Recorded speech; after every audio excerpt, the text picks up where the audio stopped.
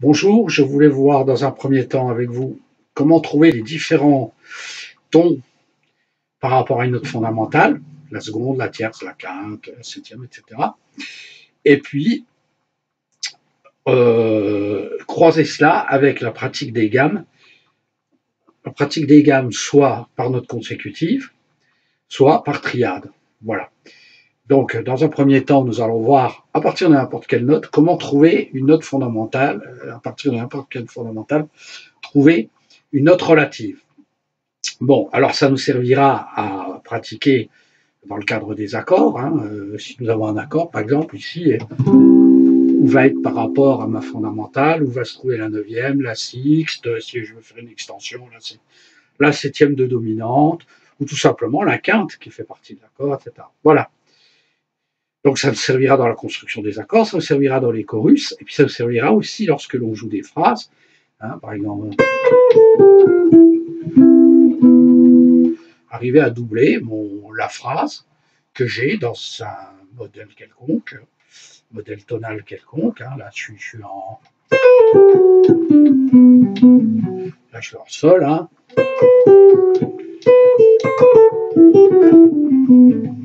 Sachant que ma gamme est là. Voilà, qu'est-ce que je joue là? Quand je joue ça, je sais que c'est dans la gamme, mais à quoi ça correspond? Est-ce que ça rentre dans l'accord qui devrait être joué ou pas, etc. Ou est-ce que ça laisse supposer une extension? Voilà, ça sert à beaucoup de choses. Donc revenons à nos moutons. Partons d'une... je vais partir d'un Do, ce sera plus facile pour se repérer, mais bon, on peut partir de n'importe quelle note, on peut partir de là ou n'importe.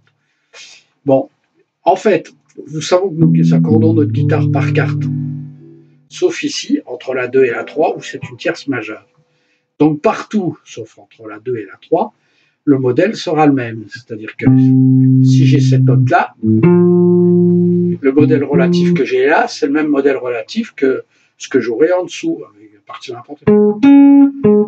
C'est le même écartement, on est d'accord. Donc en fait, j'ai le même intervalle. Alors, les deux premières choses à se rappeler, c'est la quarte et la quinte. D'abord parce que c'est ce qu'on utilise le plus dans le cycle des cartes et des quintes. C'est ce qui est le plus visible sur la guitare. Si je pars de cette note-là, la note qui est dessous, c'est la quarte. Pourquoi? Parce qu'on accorde la guitare en quarte. 1, 2, 3, 4. Ok? Vous voyez que c'est la troisième, la quatrième note dans la gamme de Do. Mi, Fa, Sol, La. 1, 2, 3, 4. Donc on a vraiment la carte. La carte est dessous. Dans n'importe quelle configuration. Après, on va chercher tout simplement celle qui est à côté, la quinte. On est quasiment au milieu de la gamme. 1, 2, 3, 4, 5, 6, 7. La quatrième, c'est 1, 2, 3, 4, 5, 6, 7. C'est la note qui est au milieu du plan tonal, quasiment, avec la quinte. Alors la quinte, c'est pas compliqué. On sait que ici, Fa, c'est la quatrième note de Do. Sol, un ton plus haut, c'est la quinte. Donc un ton plus haut, la quinte. C'est deux cases. Donc, si j'ai une carte, voilà. Bon, on repart de Do. Ma carte est là. Dessous, ma quinte est là. OK? Et la troisième chose à trouver, ce sont les octaves. Donc les octaves, c'est très simple. C'est 2 plus 2. Ça, c'est une règle de base, 2 plus 2, c'est-à-dire 2 cases, 2 cordes.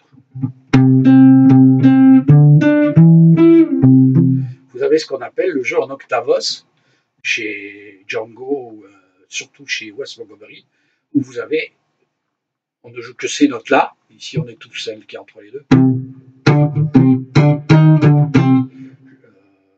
George Benson, par exemple.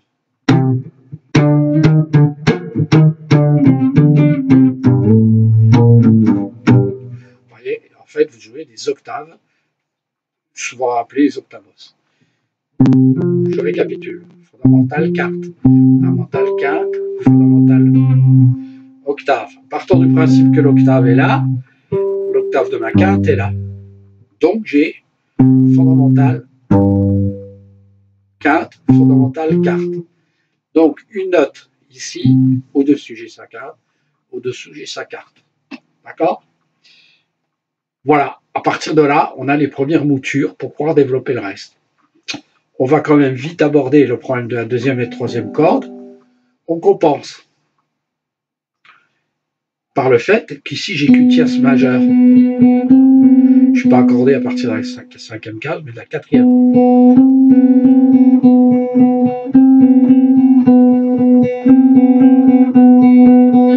Ok?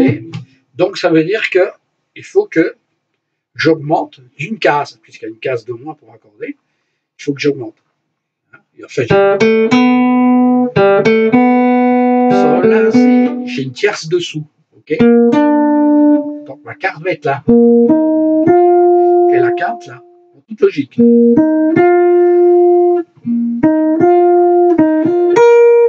Et mon octave est là.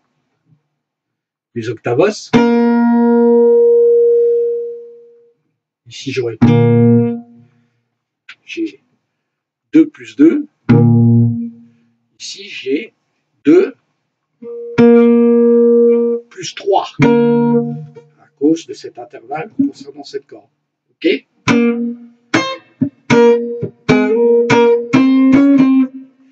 Et voilà. Donc un jeu fréquent. Voilà. Donc vous pouvez vous amuser à travailler par exemple des petites phrases en octavos pour bien repérer les positions octaves. Vous pouvez vous amuser à jouer n'importe quelle phrase à partir de ce que vous voulez en utilisant les cartes. Et les cartes. Vous constatez que ça sonne très chinois. Hein, vous avez My China Girl qui jouait comme ça, My China Girl de Bowie.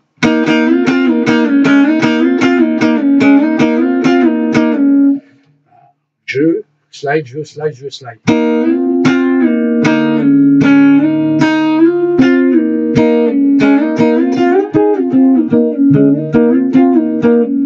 Voilà, petite diversion sympathique. Donc ce sont des cartes, hein, si on le fait là.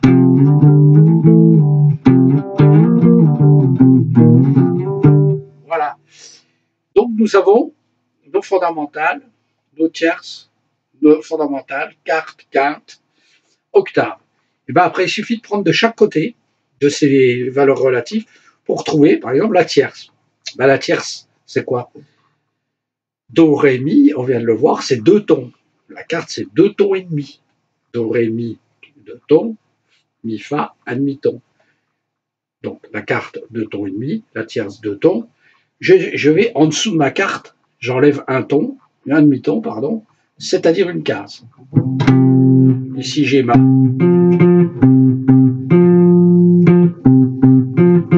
ben, ma tierce va être là. J'enlève un demi-ton. 1, 3, 4, 5, octaves. D'accord? Voilà. 1, 3, 4, 5. Il manque 6, 7 et 2. Je vais aller par ce qui est le plus évident. Hein, ce qui est le plus évident quand on va jouer un accord majeur ou mineur. Très souvent, il y a la sixte. Sur les accords majeurs, elle y est tout le temps. Sur les accords mineurs, elle y est quasiment presque tout le temps. Ben, la sixte, c'est tout simplement, on était ici. La quinte, la, si, un ton. Je le retrouve là. Pour raison pratique, je me rends compte qu'elle est sous la tierce. Donc ça, c'est vraiment les valeurs les plus simples. Entre la tierce et la sixte, vous avez l'équivalent d'une carte. C'est juste dessous. Donc 1, 3, 5, 6. 1, 3, 4, 5, 6. On retrouve notre gamme. Et 7, je rajoute un ton. Et on voit bien qu'on tombe à un demi-ton de l'octave. Donc, je récapitule. Il me manquera juste la seconde, on va le voir après. Elle est rarement jouée. Donc c'est 1, 3, 1, 4, 5, 3, 6, 7. 1, 4, 5, 3, 6, 7. OK? Donc, en fait, on se rend compte qu'il y a un truc très simple pour s'en rappeler. 1, 4, 5. Je vais me mettre comme ça, on va bien le voir. 1, 4, 5, 7. Donc, c'est 1 dessous, plus 2, dessous, la septième, plus 2. 1, 4, 5, 7, 1. Et si on veut faire 3, 6, 7, je prends ce modèle. Voilà. En fait, c'est tout simplement septième de dominante qui est sous la carte pour aller à la 1. Et là, eh ben, la 6, 7, c'est tout simplement un ton plus bas. Voilà. Donc, essayez de voir de temps en temps, quand vous travaillez vos gammes, de bien repérer d'une manière différente par rapport à la pratique de la gamme, où se trouve chacun de vos tons. Voilà. Alors, on va passer à la seconde qui nous manquait. Bon, ben, la seconde, elle a un ton à côté, hein, tout simplement, do, ré, un ton, 2 cases. Voilà. Et on voit que quand on retravaille notre gamme majeure, do, ré, mi, fa, sol, la, si, do, fondamentale, seconde, tierce, quarte, quinte, sixte, septième, octave. Voilà. Ici, on est à la fondamentale. Notre seconde va être, puisque la tierce majeure est là, notre seconde est là. Et on applique le même principe. Voilà. Donc, je vous propose de bien travailler cela à partir de la gamme majeure. Et quand vous avez compris ça, en même temps, vous travaillez votre gamme majeure de manière parallèle, ce qui va vous permettre de vraiment enraciner des schémas types dans votre tête, sans avoir à penser chacune des notes que vous lisez. Vous pourrez systématiquement savoir où sont chacun de vos tons par rapport à votre gamme de référence, hein, à votre mode, on dit, de référence. Donc, ici, je vais avoir do, ré, mi, fa, sol, la, si, do, ré, mi, fa, sol.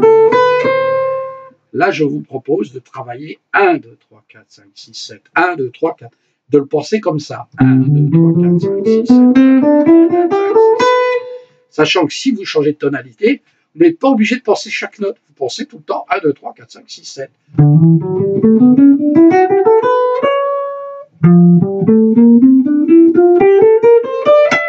Vous voyez, voilà.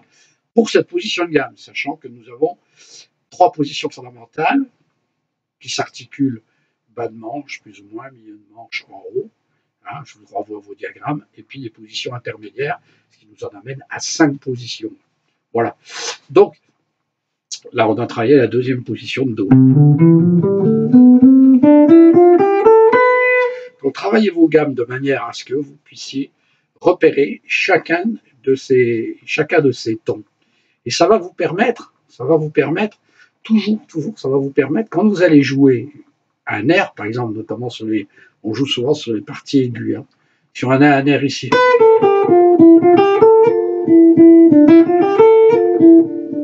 je connais ma gamme,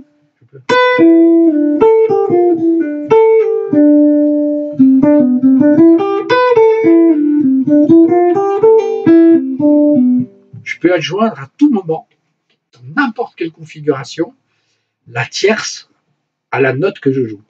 Si je joue celle-là, je peux jouer celle-là. Elles seront toujours consonantes. C'est pour ça que vous pouvez travailler vos gammes par 3.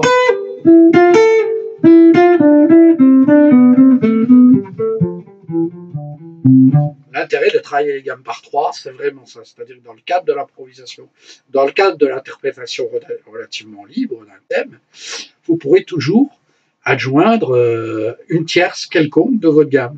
Si votre phrase fait, vous pouvez le faire.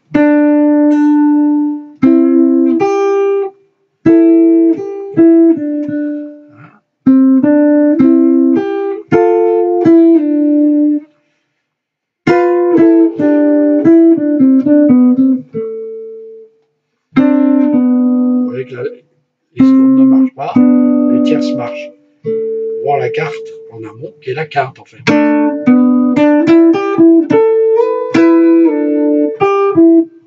Vous voyez que ça a un certain intérêt, quoi. Alors, vous ne le mettez pas à chaque note, mais par exemple, sur un petit thème très sympa, alors, vous voyez, les feuilles mortes en sol. Hein. Voilà la cadence. Vous mettez la tierce. Votre tierce, elle est où? Elle est là.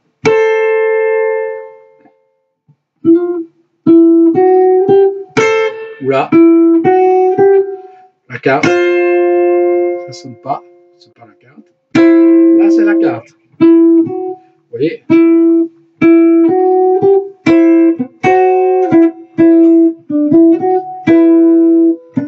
Là, la quinte, elle est là.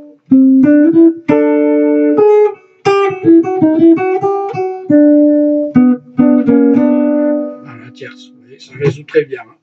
Ça résout même des fois un peu trop bien. Des fois, il vaut mieux jouer la quinte que la tierce. La quinte aval que la tierce. Vous voyez, là, c'est affirmatif. C'est vraiment résolvant. C'est un peu moins instable. Voilà.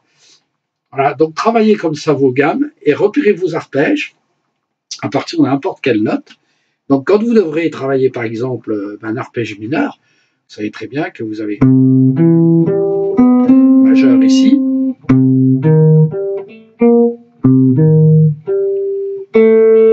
Voilà, vous allez tâtonner. Mais ce qui est très intéressant, c'est qu'après, vous irez très vite. Au lieu d'apprendre par cœur des notes et des schémas, vous pourrez les trouver dans n'importe quelle configuration, parce qu'après, le processus s'inscrit. C'est dessous plus 1, dessous moins 1, dessous plus 2. Voilà, et puis vous allez tout de suite chercher chacun de vos tons. Quoi. Voilà. C'est comme ça que jouaient la plupart des grands guitaristes de jazz, je pense comme Joe Pass, par exemple, hein, qui systématiquement pensaient de cette manière, ou Jim Hall, ou tous les grands guitaristes à la fin du swing et qui ont commencé à jouer assez bop à la guitare, et qui ont joué, quand ils jouaient de manière tonale, c'est-à-dire sur un seul mode, sur une seule gamme pendant au moins un couplet complet ou un refrain, eh ben, utilisaient ce principe. Voilà. Et jouaient les tierces sous les fondamentales des accords qui étaient inscrits dans la progression, tout simplement. Voilà. Eh bien, bon courage à tous et puis à bientôt.